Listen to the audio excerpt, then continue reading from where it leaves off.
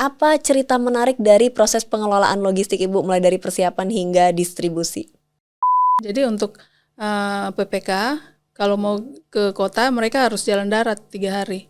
Jalan kaki, Jalan kaki Ibu. karena tidak ada kendaraan yang ke sana, belum ada akses ke sana.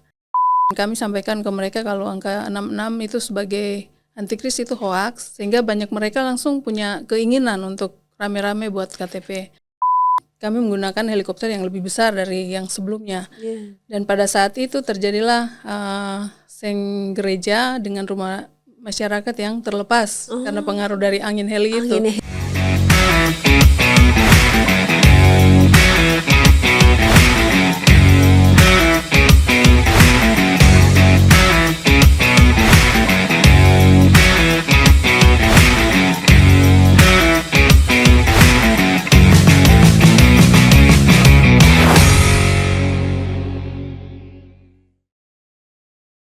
Halo teman pemilih, apa kabar semuanya? Semoga teman pemilih sehat dan semangat selalu. Jumpa lagi bersama saya Nona Evita, host podcast KPRI dalam series Logistik Pemilu Pilkada yang akan menceritakan keseruan dan bagaimana KPU seluruh Indonesia menghadapi tantangan pengelolaan logistik di Pemilu dan Pilkada 2024. Telah hadir di studio podcast KPRI Ibu Charlotta, Ketua KPU Kabupaten Nabire. Apa kabar Ibu? Iya, puji Tuhan baik. Terima kasih Ibu sudah bergabung Ibu di studio podcast KPRI. Ibu, kita di series ini mau membahas Ibu bagaimana keseruan-keseruan pengelolaan logistik kemarin di Pemilu dan Pilkada. Ibu sudah berapa periode ini Bu? Ini untuk kedua kali ya. Pertamanya sebelum di Nabire, saya pernah menjadi komisioner di Kabupaten Jayawijaya di Provinsi Pegunungan. Oh, Jayawijaya Bu ya. Jayawijaya. Berarti ini di kemarin sempat pemilu 2019 ya Bu berarti? Iya benar. 2014. 2014. Iya. 2014, 2019. 2019 tidak, 2014. Oh, 2014. Iya. Baik, 2014 dan 2024. Iya. Baik. Bu, boleh diceritakan nggak Bu ke teman pemilih bagaimana kondisi geografis di Nabire, Bu? Ya, boleh sekali. Untuk kita di Kabupaten Nabire, Nabire sendiri ada 15 distrik ya, 15 distrik.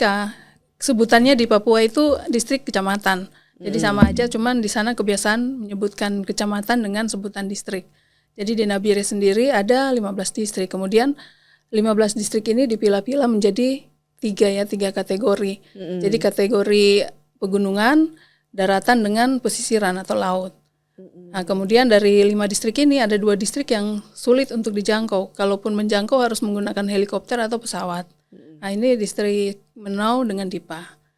Menau dan Dipa ini di pegunungan, Bu? Iya, di pegunungan. Jadi untuk PPK, kalau mau ke kota mereka harus jalan darat 3 hari. Oh, 3 hari? 3 hari, iya. Jalan darat 3 hari? Iya. Karena tidak ada. Sebentar, ini jalan darat nih jalan kaki? Jalan kaki. Jalan kaki, Jalan kaki Bu. karena tidak ada kendaraan yang ke sana, belum ada akses ke sana. Luar Saya biasa, cuma Ibu. menggunakan helikopter atau pesawat. Jalan kaki 3 hari, Bu. Jalan pakai moda transportasi aja, Bu. Itu saya udah nggak kebayang. Ini harus jalan kaki, Bu. Iya benar. Luar biasa sekali, Bu. Ada cerita lagi apa Bu dari tantangan geografisnya Bu? Nah, selain dari pegunungan, ada juga dari pesisiran. Nah, ini teman-teman PPK kalau yang dari pesisiran, mereka harus menghitung ombak dulu kalau mau ke sana, karena kalau ketika sekarang ini kan lagi musim ombak. Jadi kalau tidak dihitung bisa kecelakaan ya, karena angin kemudian hujan yang sekarang mulai dari pokoknya bulan Berber ya, Oktober, November, Desember ini. Di sana musimnya tidak bisa kita prediksi gitu. Untuk alam sendiri, alam di Nabire gitu. Saya penasaran Bu, bagaimana cara menghitung ombak itu Ibu? Saya juga kurang paham ya, mungkin orang-orang tertentu yang bisa. Tapi memang ada info dari sana ya Bu ya? Iya. Baik. Berarti betul-betul tidak setiap saat bisa diakses ya Bu ya? Benar. Baik. Moda transportasinya apa Bu kalau di pesisir? Menggunakan speed ya Bu ya? Dengan berapa lama kira-kira Bu? 6 jam. 6 jam menggunakan speed? Iya benar. Wah luar biasa Ibu. 6 jam menggunakan speed itu juga nggak setiap hari atau bisa setiap hari Ibu? Setiap hari bisa, tergantung cuaca saat itu. Tapi tergantung cuaca tadi ya Bu ya? Benar. Jadi kalau misalkan kita pergi pun belum tentu kita bisa balik ke kota, harus beristirahat di sana, nanti menunggu waktunya yang pas, hitungan ombaknya pas, baru kita bisa kembali lagi ke kota. Siapa yang kasih aba-aba? Oh, ini hitungan ombaknya pas. Itu siapa, Ibu? Masyarakat di sana, Oh, semua tahu. masyarakat di Iya. sana. Baik, baik, baik. Berarti memang apa namanya? Memang harus ada informasi terlebih dahulu Benar, begitu ya, iya, Bu ya. iya. Baik. Kalau jalur udara, Ibu?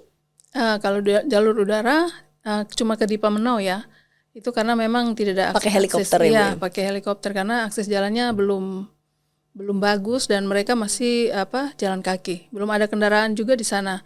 Nah, kemudian di sana juga untuk ke TPS mereka juga harus pikul mengantarkan ini logistiknya ke masing-masing TPS di sana di Pamenau ini kan ada 5 TPS itu mereka Iya. jalan dengan jarak-jarak yang jauh. Jaraknya berapa jarak tempuh itu, Bu? 1-2 kilometer lebih lah.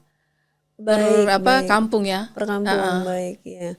Berarti Sekitar 30 sampai 1 jam atau jalan ya, Bu ya? Iya. Berarti nggak misalnya nih di pegunungan itu kan tadi didistribusikan lewat helikopter. Iya. Itu nggak langsung serta-merta langsung ke ini ya, Bu, tapi harus jalan Harus lagi ya, jalan Bu ya. lagi, benar. Jalan kaki itu. Iya. Bu, ini yang menarik adalah yang jalan kaki selama 3 jam tadi, Bu. Yang di daratan ya, Bu ya. Iya. Daratan jalan kaki selama 3 jam. Berarti bagaimana kemudian apa ya pendistribusiannya, tapi nanti Ibu kita akan bicara lebih lanjut di segmen 2. Di segmen ini kita cerita geografis dulu aja, Iya. Ibu. Baik. Ada lagi nggak, Bu, kira-kira apa tantangan geografis? Kalau demografinya bagaimana, Bu? Ada suku pedalaman begitu di sana? Iya, masih banyak di sana, masih ada. Nah, cuma di sana mereka punya dari masyarakat juga senang untuk ikut memilih ya, sudah punya animo yang besar untuk ikut. Jadi jauh sebelumnya itu banyak masyarakat yang tidak mau buat KTP gitu. Baik, Ya, baik, Ibu. alasannya karena angka 66 ya.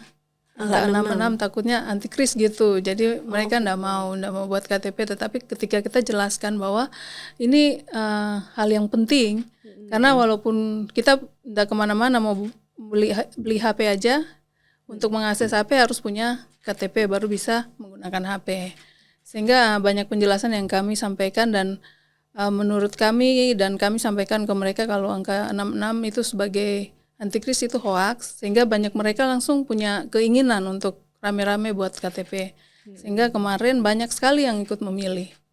Dari sebelumnya ya, dari pileg kan belum, masih ada beberapa persen yang memilih, yang lainnya enggak mau karena tidak punya KTP. Tetapi ketika dijelaskan dengan baik dan mereka menerima, banyak yang mulai membuat KTP. Sehingga pada saat di Capil mereka agak kesulitan untuk menyiapkan belangkonya KTP-nya gitu. Iya, tapi semua terfasilitasi, Bu. Iya. Itu juga berkat sosialisasi dan pendidikan pemilih juga mungkin ya, Bu, ya di sana yang efektif begitu. Baik teman pemilih, jangan kemana-mana karena di segmen kedua kita akan berbincang lebih lanjut mengenai pengelolaan logistik. Jangan kemana-mana, tetap stay tune di podcast KPU RI.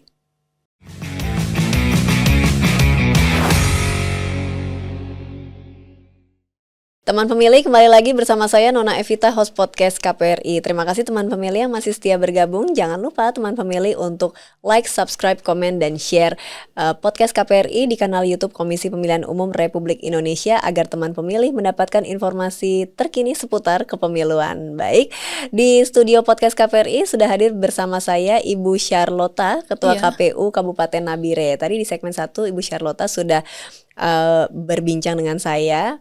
Beliau memaparkan tadi mengenai kondisi geografis begitu ya, Bu ya. Benar. Kondisi geografis Kabupaten Nabire begitu, yang ada pegunungan, pesisir, dan daratan yang jarak tempuhnya juga luar biasa dan menggunakan multimoda transportasi begitu. Nah, di segmen ini kita akan membahas mengenai keseruan, tantangan proses pengelolaan logistik. Nah, boleh nggak, Bu, di-spill ke teman pemilih, apa cerita menarik dari proses pengelolaan logistik Ibu, mulai dari persiapan hingga distribusi? Iya, baik, terima kasih. Untuk Nabire sendiri, mulai dari proses pelipatan, kami mengadakan pelipatan ada gudang logistik. Nah, di sini banyak dari masyarakat yang ingin ikut serta melipat, mengambil bagian untuk melipat, dan untuk masyarakat yang ikut melipat ini kami juga memilah ya. Kita agak sedikit ketat karena ini dokumen yang harus benar-benar dijaga. Iya. Dan banyak sekali yang ikut. Jadi sekitar 200 orang ya. Dan itu pun dilipat di dalam gudang logistik. Jadi tidak keluar dari area gudang logistik. Kemudian pada saat distribusi ini yang agak sedikit rumit, tapi puji Tuhan kami bisa menyelesaikan dengan baik. Kami mendistribusikan ada di Pamenau. Ini di Pamenau ini yang sulit dijangkau. Kalaupun ke sana harus menggunakan helikopter ataupun pesawat ya. Karena di sana jalannya masih jalan darat, tetapi belum ada kendaraan, masih menggunakan kaki ya, jalan kaki begitu. Jalan kaki ya, Bu ya. Iya. Kemudian yang untuk distribusi logistik untuk pilkada ini, kemarin kami sedikit mengalami kendala ketika kami ingin melakukan pendistribusian. Ada info bahwa PPD atau disebut PPK ya, kalau di sana kita biasa bilang PPD karena distrik ya. Dengan masyarakat di sana menolak untuk menerima distribusi logistik.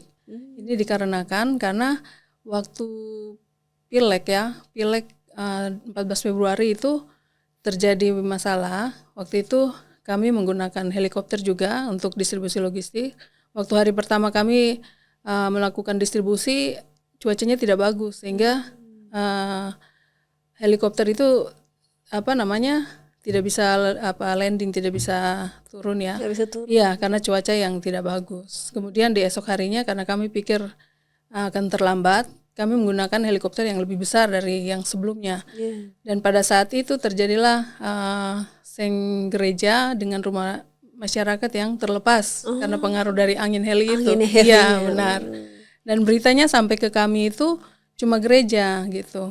Cuma gereja yang sengnya terlepas, tapi ternyata ada rumah masyarakat ya. Sehingga pada saat itu kami menyampaikan ke Pemda sendiri yang ingin membantu kami untuk menggantikan seng yang terlepas itu. Tapi untuk masyarakat ini tidak, sehingga pada saat kemarin distribusi yang untuk pilkada, masyarakat bersama semua masyarakat di sana di distrik Menau maupun Dipa ingin menolak untuk menerima logistik. Sehingga kami sempat menyelesaikan masalah ini dengan Pemda. Kemudian saya sendiri Ketua KPU bersama Kepala Distrik dengan Dandim langsung turun langsung ke distrik Dipa dan Menau. Kemudian kami selesaikan. Setelah itu barulah distribusi bisa diturunkan. Luar biasa Ibu.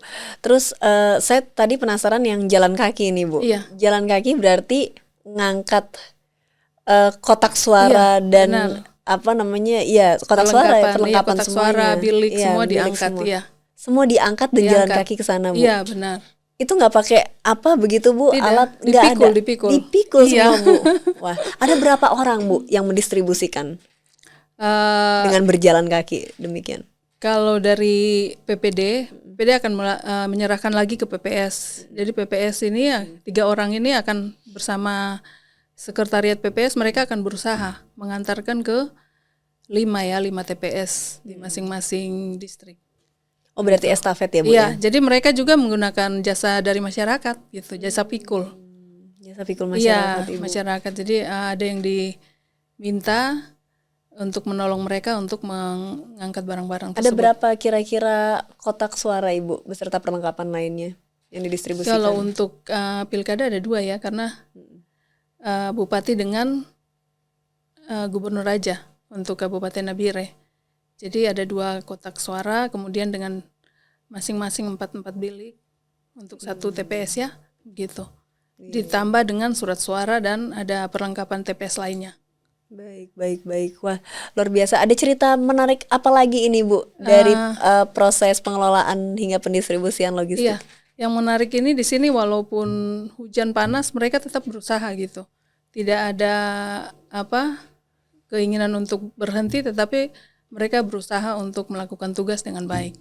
Kalau untuk partisipasinya bagaimana di sana Bu? Masih menggunakan sistem noken nggak? Kalau di Nabire sendiri sudah menggunakan nasional ya.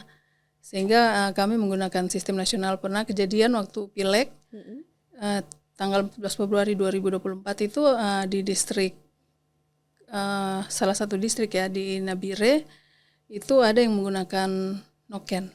Sehingga berdasarkan dari rekomendasi Bawaslu kita akhirnya PSU. Tapi PSU-nya menggunakan sistem nasional. Jadi setiap orang datang ke TPS dan memilih. Tidak menggunakan noken lagi. Kalau noken ini semua orang mengumpulkan suara di satu noken ya. Lalu satu orang aja yang mencoblos menggantikan semua. Tetapi kalau untuk sistem nasional, setiap orang datang ke TPS, masing-masing memilih dengan di bilik yang kita tidak tahu ya. Di dalam bilik itu si pemilih sendiri di situ dan mencoblos sesuai dengan apa yang ada di dalam hatinya. Gitu. Rahasia, rahasianya di ini ya Bu ya. Iya, baik. benar. Bu, ini ada beberapa teman pemilih yang sedang menonton mungkin belum tahu begitu Bu, sistem noken itu seperti apa sih? Nah, boleh nggak Bu di-spill Bu ke teman pemilih? Sistem noken itu jadi tadi kan satu orang mencoblos untuk jadi perwakilan begitu ya Bu ya. Itu ada di TPS atau di desa, di kampung atau di distrik Bu? Di TPS. Di TPS ya Bu ya. Iya. Jadi masing-masing TPS ini kalau misalkan TPS nasional itu kan udah disediakan bilik. Nah, di dalam bilik ini nanti setiap pemilih yang udah mendaftar dari luar ya, ada petugas KPPS yang melayani, dipersilakan duduk, lalu kemudian selanjutnya sampai ke coblos, mengambil surat suara, kemudian masuk ke bilik untuk mencoblos. Kalau di sistem noken ini mereka sepakat gitu, beda. Jadi kalau di sistem nasional, jadi nggak pakai bilik terang-terangan begitu. Terang-terangan. Kalau di noken mereka duduk sepakat. Mungkin kalau di Jayawijaya, saya pernah di Jayawijaya, itu mereka bakar batu gitu. Oh, bakar batu. Bakar batu ini makanan yang dimasak pakai batu. Jadi tanah digali, kemudian dimasukkan daun-daun, lalu dimasukkan ubi jalar dan sebagainya, sayuran gitu. Dimasukkan. Nah, di saat itu mereka sambil menunggu matang, mereka sepakat untuk memilih siapa begitu. Jadi terang-terangan, semua tahu ini berapa orang yang memilih ini, berapa orang yang memilih, itu terang-terangan gitu. Lalu surat suaranya dicoblos oleh satu orang gitu. Atas dasar kesepakatan dari mereka. Kalau misalkan bersama. mereka sepakat untuk satu orang saja untuk semua suara itu, ya berarti satu orang itu yang mendapatkan gitu. Jadi ini seperti mufakat ya, kembali ke musyawarah mufakat Iya, tadi. musyawarah mufakat Pancasila. menarik Ibu. Nah, begitulah kira-kira teman pemilih. Kita ada visual ya Ibu ya. Kita ada visual tentang pengelolaan dan distribusi logistik di Kabupaten Nabire. Kita lihat tayangan berikut ini.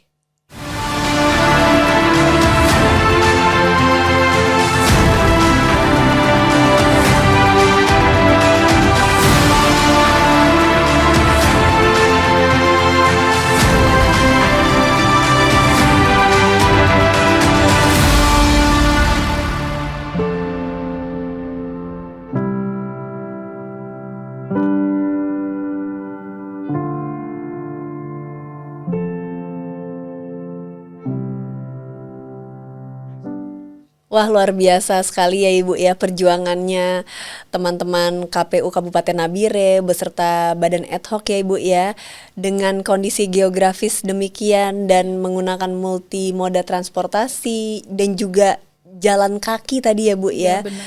Tapi semua proses pemilu dan pilkada terlewati dengan baik, terlaksana dengan baik, luar biasa, tidak menyerah begitu ya Bu ya untuk benar. semua penyelenggara.